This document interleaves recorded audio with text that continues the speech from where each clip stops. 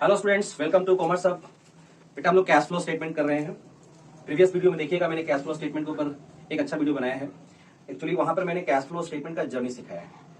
तो आज का जो टॉपिक है वो सीखने वाले हैं treatment of provision of tax, sorry provision for tax. Actually हम लोग जब कैश फ्लो स्टेटमेंट बनाते हैं तो कैश फ्लो स्टेटमेंट बनाने के समय ऐसा काफी सारा आइटम्स आता है जहां बच्चों को ना कंफ्यूजन रहता है कि यार ये आइटम का एंट्री क्या करेंगे। तो आज का जो टॉपिक है वो है प्रोविजन फॉर टैक्स। ये है देखिए provision for tax, treatment of provision for tax. इसमें मैंने एक 4 पिलर दिया है, 4 पिलर्स, और मैं इस 4 पिलर्स के ऊपर आपको समझाऊंगा जहां आपको प्रोविजन फॉर टैक्स डिटेल्स में समझ में आएगा। सबसे फर्स्ट पॉइंट है what is provision for tax. Provision for tax क्या होता है? According to law of taxation, every business concern is bound to pay income tax according to appropriation rate. That's why every firm or business concern have to make provisions from the current year's profit and loss account for the tax bill. That is provision for taxation का बारे में समझाया। इसका मतलब ये हुआ, कोई भी कंपनी जब प्रॉफिट करता है, ये देखिए ये मैं प्रॉफिट का बॉक्स बना रहा हूं, ये है प्रॉफिट, ये है कंपनी, कंपनी का नाम हुआ एक्स वाई जेड। ये कंपनी बिजनेस किया, बिजनेस करके कंपनी ने प्रॉफिट कमाया, प्रॉफिट का पैसा इस जगह पर है, ये हम लिखते हैं करेंट ईयर प्रॉफिट। अब इस प्रॉफिट से ना कंपनी एक प्रोविजन बनाया है, ये देखिए प्रोविजन, ये है प्रोविजन, शॉर्टकट में PRV लिख रहा हूं, PROV। ये कंपनी प्रोविजन का बॉक्स बनाया है, ठीक है। तो प्रॉफिट से ये प्रोविजन निकला, क्लियर हो पा रहा? तो ये हो गया प्रोविजन फॉर टैक्स। अब सेकेंड क्वेश्चन ये है कि सर इसका जर्नल एंट्री क्या होता है? तो बच्चों प्रोविजंस फॉर टैक्सेशन का मतलब ये हुआ द फर्म हैव टू पे the income tax. Actually income tax को हम लोग ना ड्राइंग के रूप में इंडिकेट करते हैं, यानी इसका जर्नल एंट्री होना चाहिए drawing account debit to cash. लेकिन हम लोग थोड़ा सा इसको स्प्रेड करके समझने का कोशिश करेंगे। एक्चुअली जब हम लोग इनकम टैक्स पे करते हैं तो हम लोग एंट्री करेंगे इनकम टैक्स, शॉर्टकट में लिख रहा हूं IT, income tax account debit to cash. और जैसा कि मैंने बताया था इसको ड्राइंग से भी इंडिकेट करते हैं, तो ये हो गया drawing account debit to cash. यदि हम इस कैश को काट दें, सॉरी कैश कटेगा नहीं, drawing account debit to income tax IT, तो ये क्या होगा? ये हमारा कैश था, तो ये यहां इनकम टैक्स और ये इनकम टैक्स कट गया। अल्टीमेट अपने को क्या मिल गया? अल्टीमेट अपने को मिल गया, यहां पर मैं दिखाने की कोशिश करूंगा इस जगह में, सॉरी यहां दिखाते हैं, drawing account debit to cash.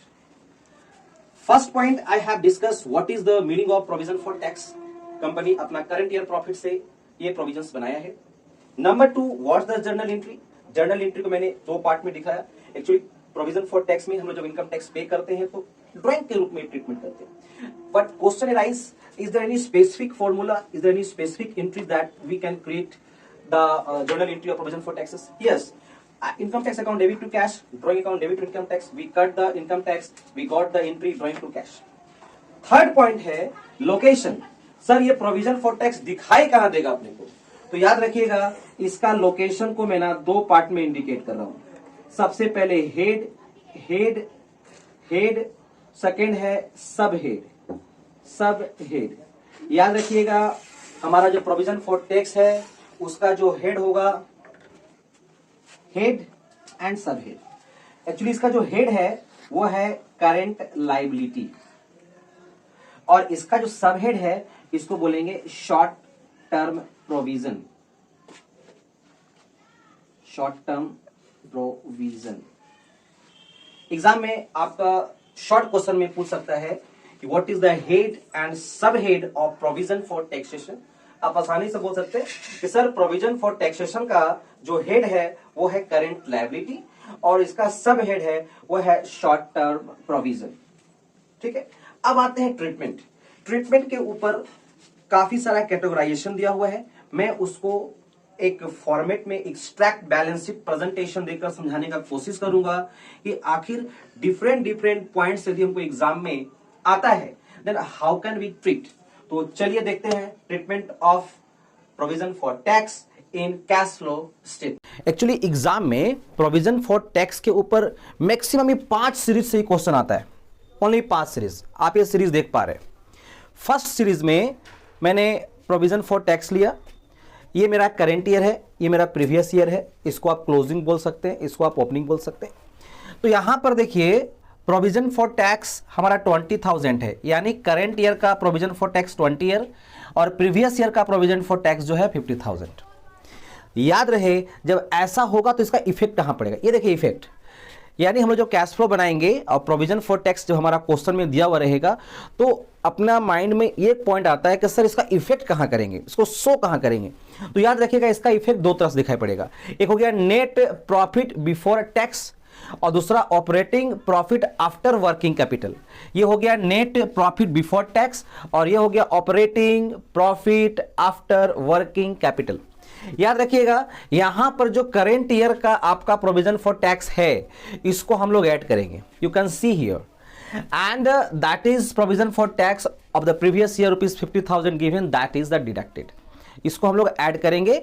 हम लोग जब कैश फ्लो स्टेटमेंट बनाते हैं तो net profit before interest and tax, इसके बाद नॉन कैश आइटम, इसके बाद decreasing current asset, increasing current asset, जो भी हम लोग आइटम करते हैं वो वर्किंग कैपिटल के बाद जो आंसर आता है, वर्किंग कैपिटल के बाद का जो प्रॉफिट हो गया operating profit after working capital, इसके बाद वहां हम लोग लेस टैक्स पेड करते। तो ये हमारा टैक्स पेड है सर, ये टैक्स पेड है।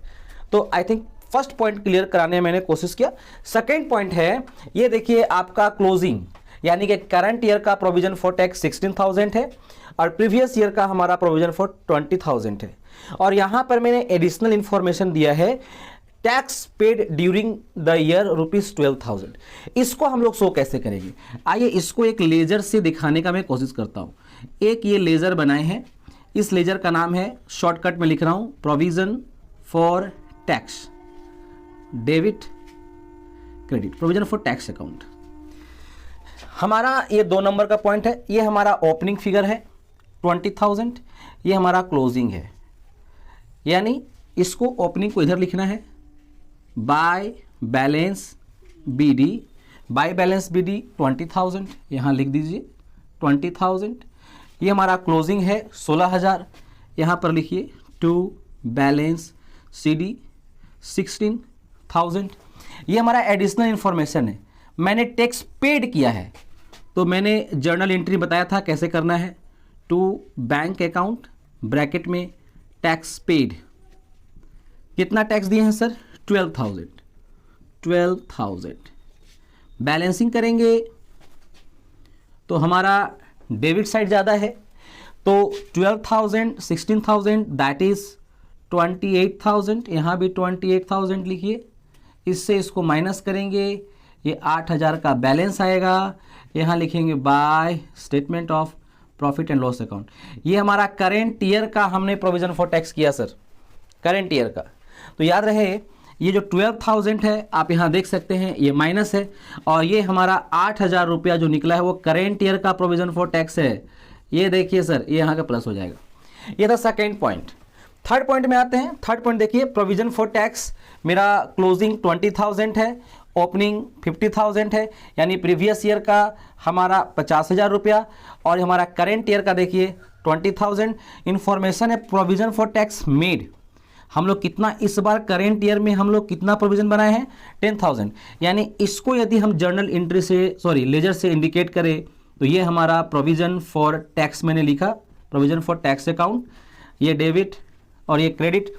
ये हमारा ओपनिंग हो गया, यहाँ लिखेंगे बाय बैलेंस बीडी ₹50,000, क्लोजिंग 20,000 है, यहाँ लिखते हैं टू बैलेंस सीडी 20,000 और हमने प्रोविजन नया बनाया है 10,000 का by statement of profit and loss account, ये हमारा 10,000 रुपया है।